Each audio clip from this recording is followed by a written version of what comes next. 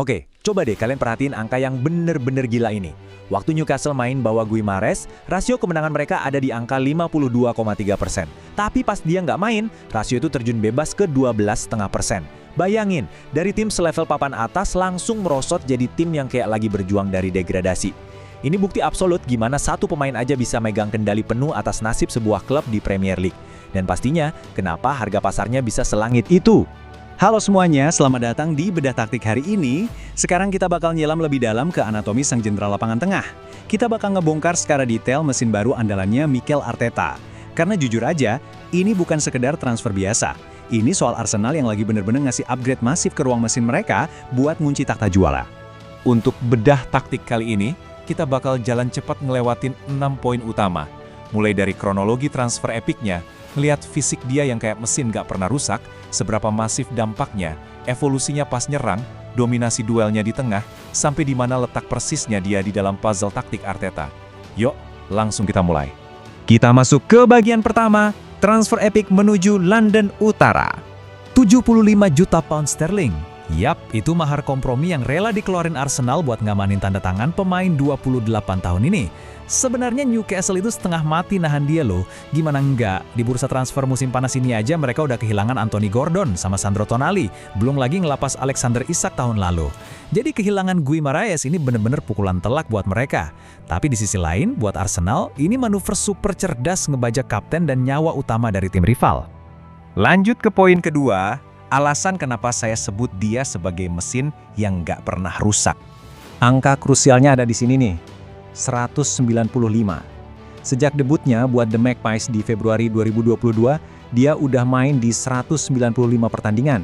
Itu catatan penampilan paling banyak dibanding semua pemain Newcastle di periode yang sama. Sering banget kan kita ngeremehin yang namanya ketersediaan pemain, padahal di era sepak bola modern sekarang, fisik yang selalu fit dan siap dimainin itu adalah skill yang paling berharga. Nah, daya tahan fisiknya ini nyambung banget sama apa yang dimau Arteta. Musim ini Arsenal punya ambisi besar buat tempur habis-habisan di 4 kompetisi sekaligus. Artinya, mereka nargetin buat main lebih dari 60 laga, persis kayak musim lalu. Arteta jelas butuh pemain yang gak cuma sekedar jago secara teknis, tapi juga tangguh, gak gampang cedera, dan bisa konsisten terus-terusan. Masuk ke bagian ketiga, kita ngomongin seberapa masif dampak sang jenderal ini. Gini ya, buat paham seberapa vital perannya di sistem Eddie Howe, coba kita lihat faktanya. Dari Januari 2022, dia cuma absen 16 kali di laga liga. Dan tahu nggak, di 16 laga itu, Newcastle cuma sanggup menang 2 kali. Bener-bener kerasa banget bedanya. Tiap dia absen, rata-rata gol tim langsung anjlok, sementara angka kebobolannya meroket tajam. Balik lagi ke poin awal tadi, kalau ada dia, Newcastle itu tim papan atas. Tapi kalau nggak ada dia, mereka main kayak tim mediocre yang lagi ngindarin jurang degradasi. Oke, poin keempat, evolusinya menjadi ancaman nyata saat menyerang. Kalau kalian mikir dia ini murni gelandang perusak pencabut bola, kalian salah besar. Coba lihat kurva serangannya di sini. Progresnya naik pelan tapi pasti. Musim lalu tuh jadi masa paling produktifnya di Newcastle. Dia nyumbang 14 kontribusi gol, 9 gol dan 5 assist di liga. Dan yang bikin geleng-geleng kepala, dia itu pencetak gol sekaligus pencetak assist terbanyak buat Newcastle musim lalu loh. Benar-benar paket lengkap. Nggak cuma jago kandang di klub ya, serangannya juga ngeri di level internasional.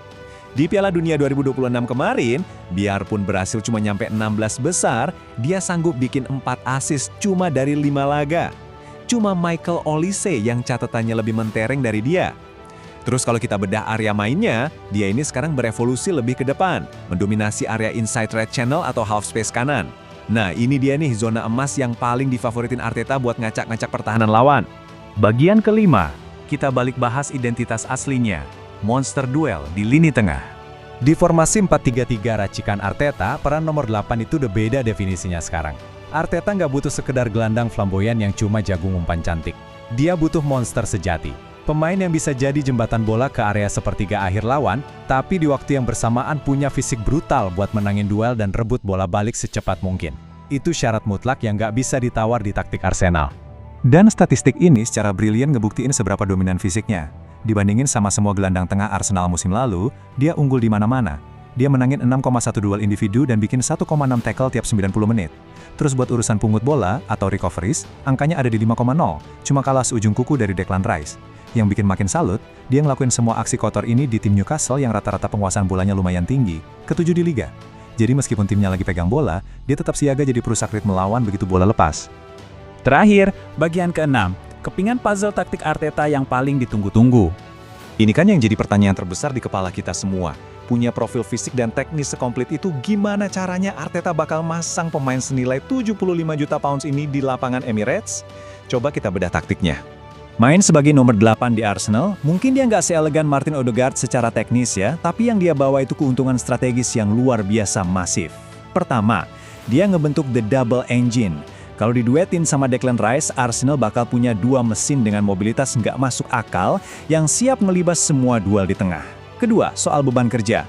Kita tahu Rice balik dari kompetisi bareng timnas dengan bawa cedera, nah Guimaraes bisa langsung nyebur dan ngambil alih beban fisik itu. Ketiga, dia juga jago main ke belakang buat ngerotasi Martin Zubimendi yang musim lalu kelihatan bener-bener kehabisan bensin gara-gara overmain. Punya fleksibilitas kayak gini tuh modal wajib buat tim calon juara.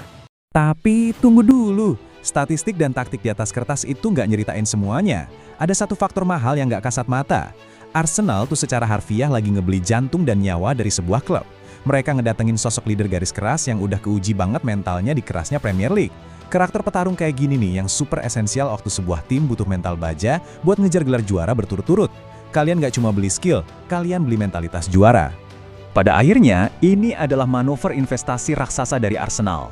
Mereka ngaca dari kelemahan musim lalu, tahu banget kalau pilar utamanya gampang kelelahan. Dan mereka ngerespons itu dengan bawa masuk mesin anti rusak ke skuad. Nah, pertanyaan buat kalian semua yang udah nyimak analisis ini. Menurut kalian, apakah jenderal lini tengah ini bakal jadi missing link yang akhirnya ngunci dinasti kekuasaan Arsenal di Inggris? Coba bayangin ngerinya kombinasi lini tengah mereka musim ini.